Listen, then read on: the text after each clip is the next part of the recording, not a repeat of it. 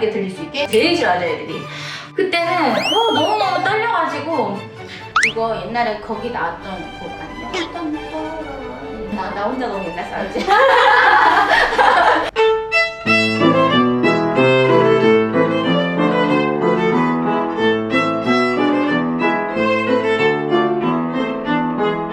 저는 좀 제일 흥미로운 값어치였어요. 특히 할아버지가 연습 땐 베토벤은 좀 잘해야 본전.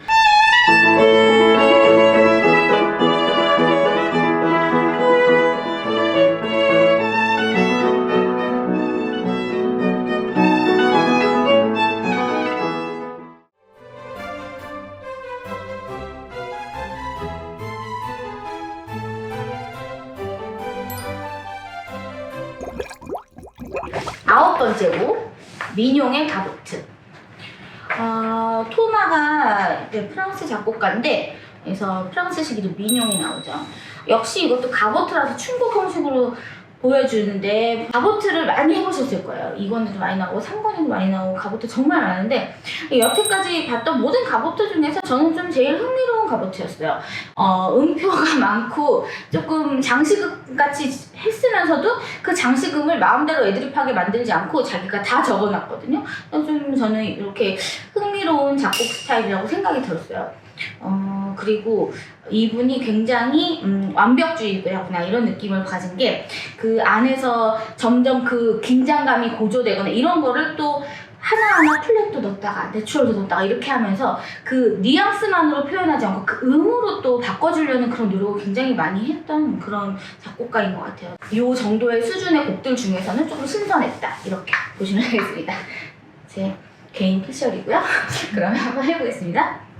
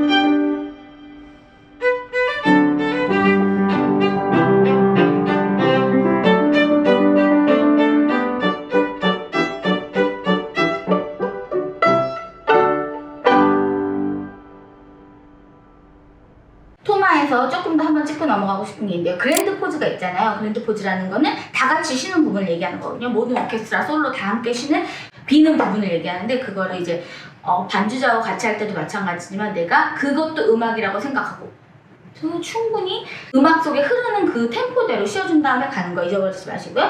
여기서 또 어려운 거는 let me 하고 해서 업을 해가지고 내가 충분히 내 손이 현 가까이 올 수 있는 부분 맨 끝에 말씀드리는 거예요.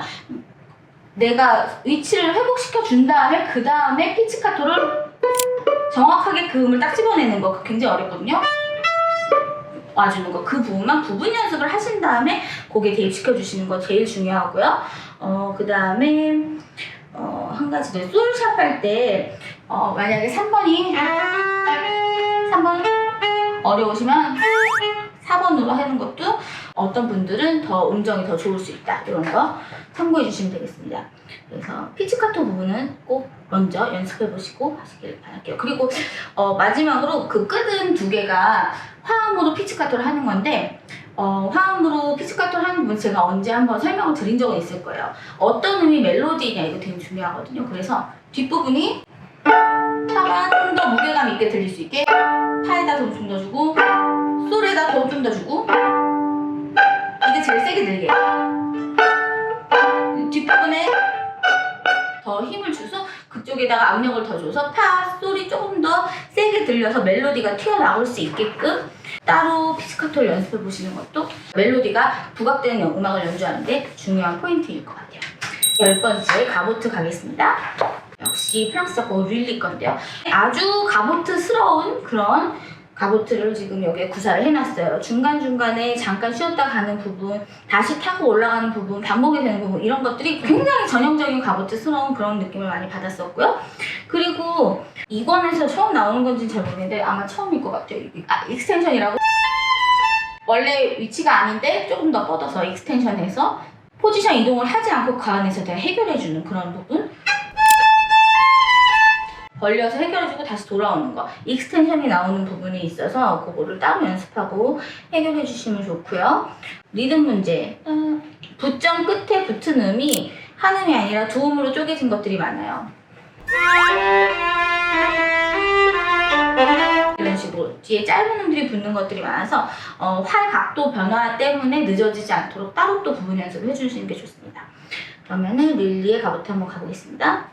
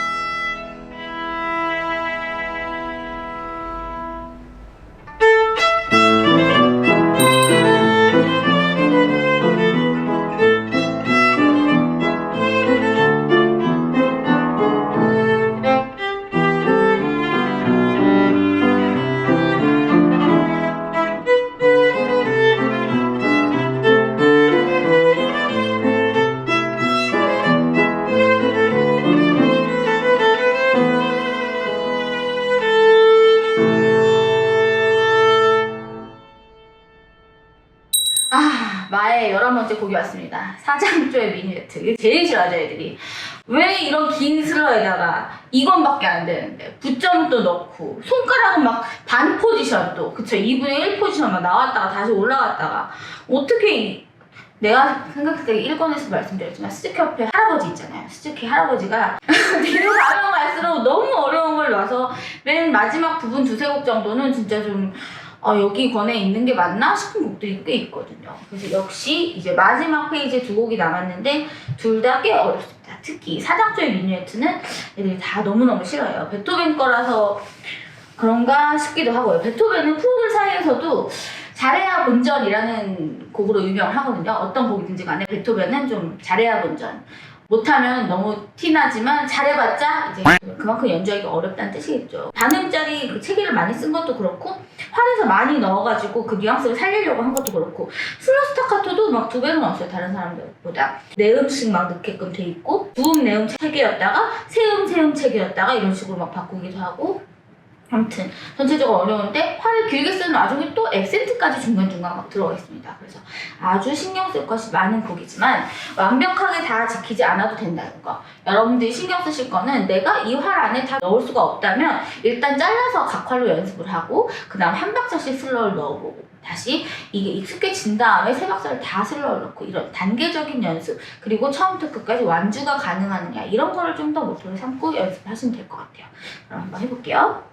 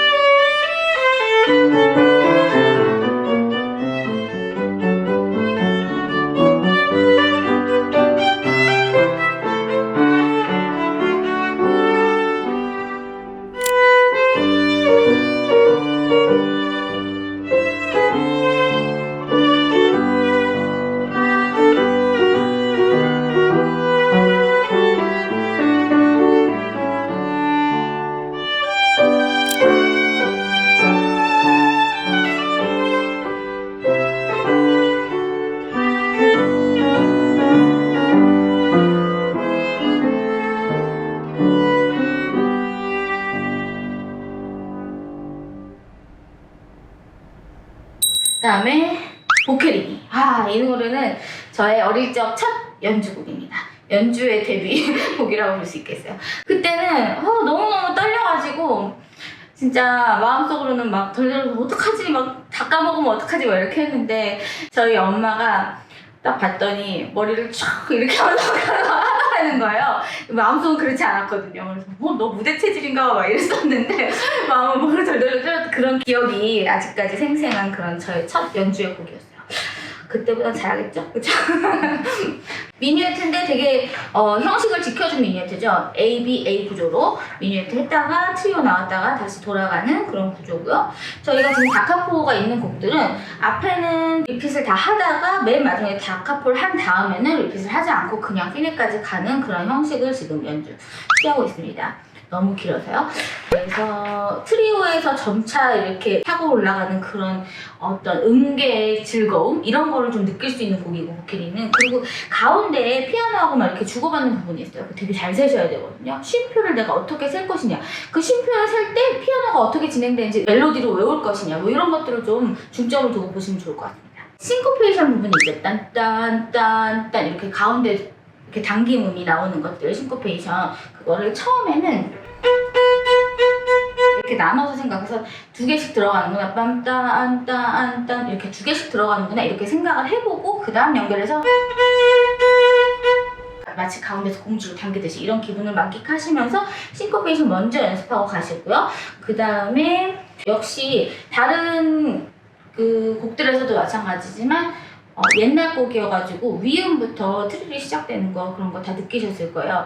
아까 예외곡도 하나 있었는데 그거는 제가 자막으로 달아드리겠지만 항상 옛날 초기 클래식과 바로크 시대 때는 트리를 위에서부터 예외 경우를 빼놓고는 그렇게 시작을 한다는 거, 그것도 여기서 꼭 지켜주셔야 될 부분입니다.